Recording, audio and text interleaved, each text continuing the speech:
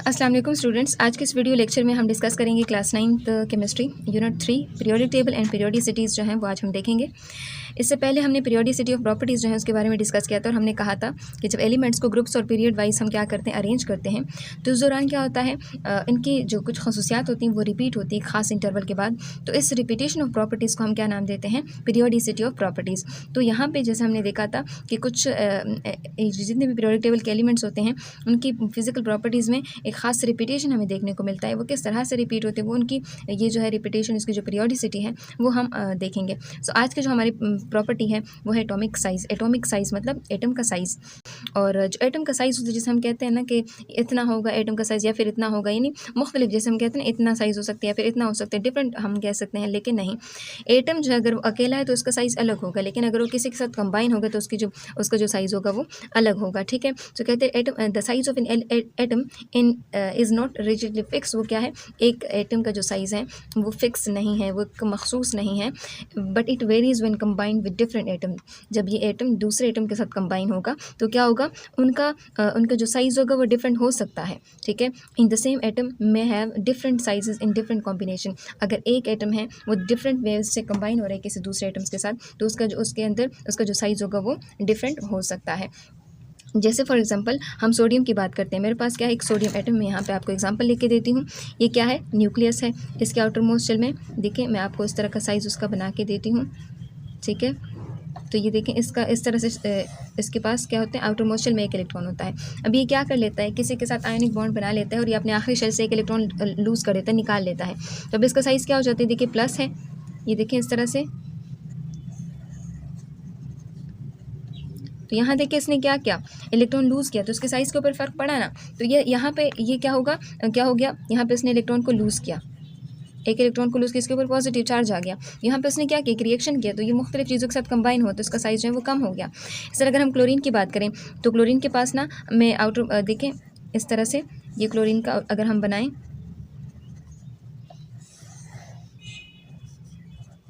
ठीक है, ये देखिए ये क्लोरीन का स्ट्रक्चर है।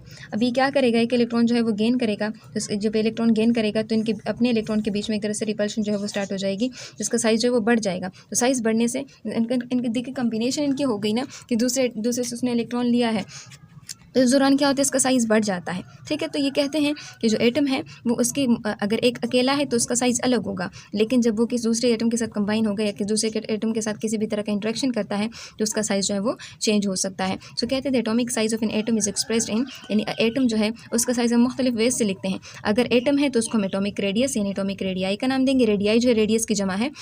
इस तरह अगर हम कोई भी एटम जो वो कोवेलेंट बॉन्डेड है, ठीक है, दूसरे एटम के साथ, तो उसके रेडियस को फिर हम कोवेलेंट रेडियाई का नाम देंगे। और इस तरह आयनिक कोई आयन है, जैसे ये आयन बन चुके हैं, ठीक है, तो इनका जो रेडियस होगा सेंटर से लेके बाउंड्री तक का जो डिस्टेंस होगा इसको हम आयनिक रेडियाई का फिर नाम देंगे।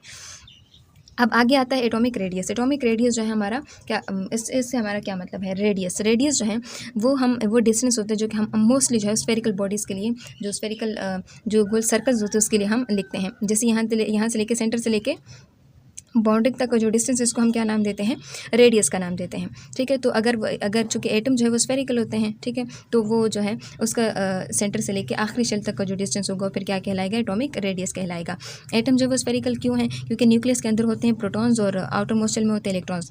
तो क्या होता है, न्यूक्लियस का जो होल्ड होता है ना तमाम इलेक्ट्रॉन के ऊपर एक जैसा होता है, जिसकी वजह से ये जो एटम्स होते हैं उनके अंदर जो प्रोटॉन्स होते हैं उसके होल्ड की वजह से इलेक्ट्रॉन क्या करते हैं, स्फेरिकल पाथ में क्या कर होते हैं, गोल घूम रहे। तो यहाँ कहते हैं the distance between the nucleus and the valence. अब यहाँ पे एटॉमिक रेडियस की बात हो रही है। एटॉमिक रेडियस है क्या, कहते हैं the distance between the nucleus and the valence shell.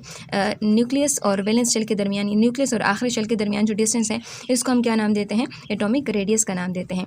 और एटॉमिक रेडियस को मोस्टली हम रिप्रेजेंट करते हैं किस चीज़ के साथ, आर के साथ। देखिए आपको आर जो है वो बताया गया है। अब कहते हैं एटॉमिक रेडियस जो है वो डायरेक्ट प्रोपोर्शनलिटी रखते हैं किस चीज़ के साथ, शेल्स, नंबर ऑफ शेल्स के साथ। हम कह सकते हैं कि जो एटॉमिक रेडियस है, ठीक है, एटॉमिक रेडियस डायरेक्ट प्रोपोर्शनलिटी रखता है नंबर ऑफ शेल्स के साथ। जितने नंबर ऑफ शेल्स बढ़ेंगे एटम का साइज जो उतना बढ़ता जाएगा। जैसे ये पहला शेल है, ये देखिए यहाँ तक डिस्टेंस जो है वो कम है, लेकिन जो दूसरे शेल की बात करो देखिए डिस्टेंस जो और बढ़ गया। तीसरे शेल में बात करें तो देखिए डिस्टेंस जो और बढ़ गया। सो एटम का साइज़ जो है वो बढ़ता है जैसे जैसे हम नंबर ऑफ शेल्स जो है वो बढ़ाते हैं। डायरेक्ट प्रोपोर्शनलिटी का मतलब एक चीज़ बढ़ती है, एक क्वान्टिटी बढ़ती है तो दूसरी चीज़ भी उसी के हिसाब से बढ़ती है। सो कहते थे एटॉमिक रेडियस आर एक्सप्रेस। अब देखिए हम जानते हैं कि हम डिस्टेंस की बात कर रहे हैं तो हम उसको इसके लिए स्पेशल यूनिट का इस्तेमाल करते हैं मीटर। लेकिन चूँकि एटम बहुत ज़्यादा छोटा और हम साइंस जो है उसमें देखते हैं जो भी छोटी वैल्यू होती है उसको हम अपने लिए आसान बनाते हैं, उसको एक स्पेसिफिक तरीके से प्रेजेंट कर जिसको हम प्रीफिक्सेस के फॉर्म में लिखते हैं। आप लोगों ने फिजिक्स में प्रीफिक्सेस जो है वो पढ़े होंगे। तो जो छोटी वैल्यू होती है उसको अपने लिए इस लिहाज से बड़ा कर लेते हैं ताकि हमारे लिए उसको लिखना आसान हो जाए। तो एटम का साइज़ जो है उसको लेंथ है जो उसको हम मीटर में लिखते हैं और उसके साथ प्रीफिक्स हम कौन से लगाते हैं, नैनो का जो प्रीफिक्स है वो लगाते हैं। इस तरह अगर हम इसमें पिकोमीटर भी लगा सकते हैं। नैनो की जो वैल्यू -9 है और पिको की जो वैल्यू है वो -12 है, लेकिन यूनिट वही मीटर है, कोई किलोग्राम ऐसा कुछ भी नहीं है, ठीक है। क्योंकि हम रेडियस मालूम करें, रेडियस जो है वो डिस्टेंस है जिसको हम किस चीज़ में मेजर करते हैं, मीटर में मेजर करते हैं।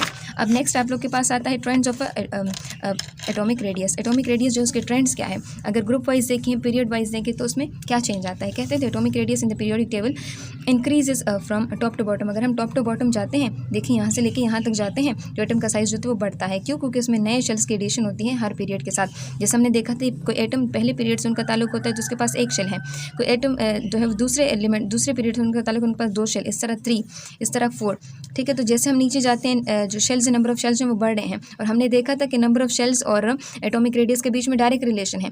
तो जैसे जैसे एटम का साइज़ हम टॉप टू बॉटम जाते हैं पीरियड के अंदर, ग्रुप्स के अंदर, तो क्या होता है एटम का साइज़ जो होता है वो बढ़ जाता है, ठीक है। तो हम कह सकते हैं कि एटॉमिक रेडियस जो है वो इंक्रीज़ होता है जैसे जैसे हम टॉप टू बॉटम जाते हैं, ठीक है। ग्रुप्स क्या होते हैं, टॉप टू बॉटम होते हैं ना, कॉलम्स होते हैं, उसको हम ग्रुप्स का नाम देते हैं। तो ग्रुप्स के अंदर अगर हम जाते हैं तो एटॉमिक साइज़ जो होता है वो बढ़ जाता है। इस तरह shielding of electron, shielding of electron का मतलब जैसे फॉर एग्जांपल यहाँ पे एक न्यूक्लियस है, न्यूक्लियस का ना होल्ड जो है वो तमाम इलेक्ट्रॉन के ऊपर है। देखिए इन तमाम इलेक्ट्रॉन के ऊपर न्यूक्लियस का होल्ड है, ठीक है। तो यहाँ पे जो आखिरी शेल में फॉर एग्जांपल जो इलेक्ट्रॉन्स होंगे, नहीं देखें इसके आसपास इतने सारे इलेक्ट्रॉन्स जो हैं वो मौजूद हैं।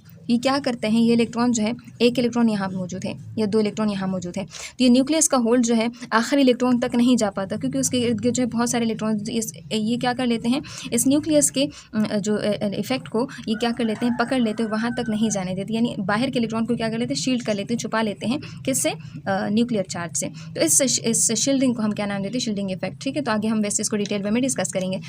इस तरह अगर हम एटॉमिक रेडियस की बात करें पीरियड में, यानी एटॉमिक रेडियस पीरियड में उसका क्या ट्रेंड होगा, कहते हैं the atomic radius decreases in the period from left to right. अगर हम लेफ्ट टू राइट जाते हैं तो एटम का जो रेडियस है वो क्या होता है, डिक्रीज होता है। यानी पीरियड क्या होते हैं, लेफ्ट टू राइट अगर हम जाते हैं तो ये आपके पास पीरियड्स होते हैं। तो कहते हैं क्योंकि अब एटम का साइज जो है वो क्या हो रहा है, डिक्रीज हो रहा है, कम हो रहा है। क्यों? क्योंकि the addition of electron in the same shell, क्योंकि इलेक्ट्रॉन जो है वो सेम शेल में ऐड हो रहे हैं। हम देखते हैं ना, अगर हम लेफ्ट टू राइट जाते हैं तो एटम शेल तो वही होता है, इलेक्ट्रॉन उसमें ऐड हो रहे हैं उसके अंदर। इसी तरह प्रोटॉन भी तो न्यूक्लियस में ऐड होते हैं, एटॉमिक नंबर बढ़ता है, इसका मतलब क्या है, नंबर ऑफ जो प्रोटॉन है वो न्यूक्लियस के अंदर बढ़ रहे हैं, उसी के अकॉर्डिंग क्या नंबर ऑफ इलेक्ट्रॉन्स भी शेल्स के अंदर बढ़ते हैं। तो क्या होता है कि जो प्रोटॉन्स हैं न्यूक्लियस के अंदर वो भी बढ़ रहे हैं, इलेक्ट्रॉन्स जो शेल के अंदर वो भी बढ़ रहे हैं, तो दोनों के बीच में अट्रैक्शन डेवलप हो जाएगी। जब अट्रैक्शन डेवलप होती है तो इससे क्या होता है, जो एटम का साइज होता है वो श्रिंक करना शुरू कर देता है। जैसे फॉर एग्जांपल एक आप एक गोल सर्कल फॉर एग्जांपल है, आप दरमियान में खड़े हैं, आप इसको क्या कर लें, एक रस्से से खींचना शुरू कर दें तो उसका साइज़ अलग होगा। इसको दूसरे साइड से खींचना शुरू कर दे, उसका साइज़ अलग होगा। तीसरे साइड से खींचना शुरू कर दे, उसको अलग होगा साइज़। इस तरह से जितना आप उसको अपनी जानिब खींचना शुरू कर देंगे तो क्या होगा, इसका साइज़ जो वो छोटा होता जाएगा। तो इस बिल्कुल ऐसे ही होता है कि न्यूक्लियस के अंदर जो प्रोटॉन्स बढ़ते हैं, इलेक्ट्रॉन्स भी इस तरह से न्यूक्लियस के शेल्स के अंदर बढ़ते हैं।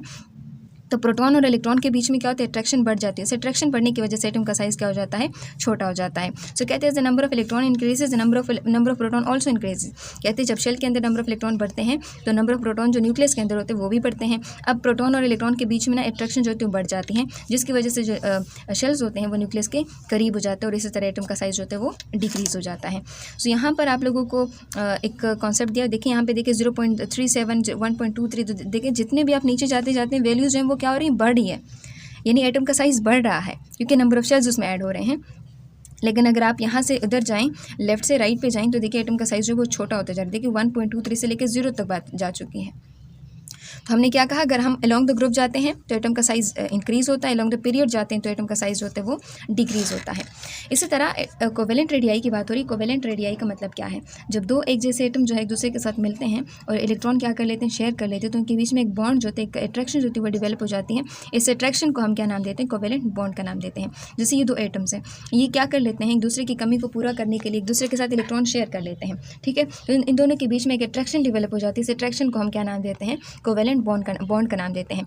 अब दो एटम तो एक दूसरे के साथ कोवेलेंटली बॉन्डेड हो गए हैं, लेकिन यहाँ पर इनका भी तो एक डिस्टेंस होगा ना, इसका भी तो रेडियस होगा।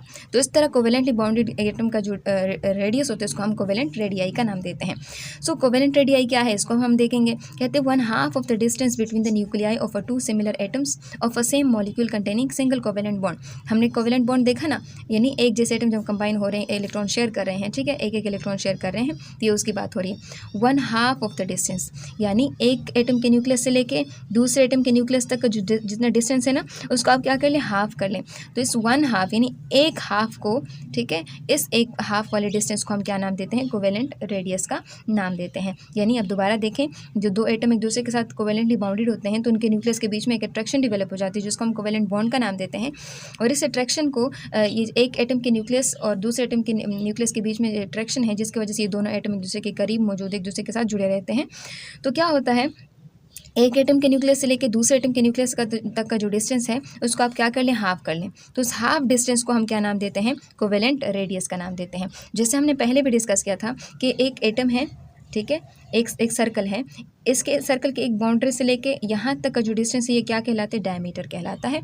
और ये जो सेंटर से लेके बाउंड्री तक का जो डिस्टेंस इसको हम क्या कहते हैं, रेडियस। तो हम ये कह सकते हैं कि जो एक डायमीटर होता है वो किस चीज़ के बराबर है, वो 2 रेडियस के बराबर होता है, ठीक है। सो कहते हैं the bond distance between the 2 atoms. अब देखिए यहाँ पे आपको 2 एटम्स बताए गए हैं, एक एटम ये और एक एटम ये। आपको इनके बीच में डिस्टेंस देखें, ए डैश और बी डैश, ठीक है। तो ए से लेके ए डैश तक का जो डिस्टेंस इसको आप रेडियस का नाम देते हैं, बी से लेके बी डैश तक का जो डिस्टेंस इसको आप रेडियस का नाम देते हैं। सो कह सकते हैं कि ये जो एक न्यूक्लियस से लेके दूसरे न्यूक्लियस तक का जो डिस्टेंस है उसको आप हाफ कर लें, इस हाफ डिस्टेंस को हम क्या नाम देते हैं, कोवेलेंट रेडियाई का नाम देते हैं। जैसे आपको यहाँ बताया गया है, हाइड्रोजन एटम की एग्जांपल आपको दी हुई है। 2 हाइड्रोजन एटम एक दूसरे के साथ या 2 हाइड्रोजन एटम एक दूसरे के साथ बॉन्डेड है, तो एक एटम के न्यूक्लियस से लेकर दूसरे एटम के न्यूक्लियस तक का जो फासला है उसको आप हाफ कर दें, तो इस हाफ फासले को हम क्या नाम देते हैं, कोवेलेंट रेडियस का नाम देते हैं। यहाँ पर आप लोग को एग्जांपल दी हुई कोवेलेंट रेडियस की, देखें ये फ्लोरीन है, ये ब्रोमीन है, ये क्लोरीन है, आयोडीन है, सबकी वैल्यूज़ आपको दी हुई हैं। बॉन्ड ये देखिए पूरी लेंथ, बॉन्ड लेंथ आपको बताई गई है, उसका डायमीटर आपको बताया हुआ है, फिर वो जो कोवेलेंट रेडियस है वो भी आपको बताया। देखिए यहाँ से लेके यहाँ तक का डिस्टेंस, यहाँ से लेके यहाँ तक का डिस्टेंस, इस तरह से इनका आपस में डिस्टेंस। तो ये देखिए आपको अलग अलग भी बताई गई वैल्यूज़ और एक साथ भी वैल्यूज़ बताई गई हैं। सो हमने क्या देखा, हमने एटॉमिक रेडियस के बारे में जाना, यानी एटम का जो न्यूक्लियस से लेके बाउंड्री तक का जो डिस्टेंस होता है उसको हम क्या कहते हैं, एटॉमिक रेडियस का नाम देते हैं। उसको हम आर से रिप्रेजेंट करते हैं, मीटर में उसको एक्सप्रेस करते हैं, लेकिन चूंकि वैल्यू बहुत ज़्यादा छोटी तो उसके लिए हम प्रीफिक्सेस का इस्तेमाल करते हैं। कौन से प्रीफिक्सेस लगाते हैं, नैनोमीटर और पिकोमीटर लगाते हैं। इसके साथ साथ देखें एटॉमिक रेडियस जो ग्रुप्स में अगर देखें तो एटम का साइज़ बढ़ता है, पीरियड्स में देखें तो एटम का साइज़ कम हो रहा है। कोवेलेंट रेडियाई का मतलब न्यूक्लियस, एक न्यूक्लियस से लेकर दूसरे न्यूक्लियस तक का जो डिस्टेंस है उसको हाफ कर दें, जो हाफ डिस्टेंस होता है उसको हम क्या कहते हैं, atomic covalent radius, covalent radii. और ये आपके पास इसकी एग्जांपल्स हो गई, ठीक है। नेक्स्ट वीडियो में हम इंशाल्लाह आयोनाइजेशन एनर्जी या फिर आयोनाइजेशन पोटेंशियल जो है वो डिस्कस करेंगे।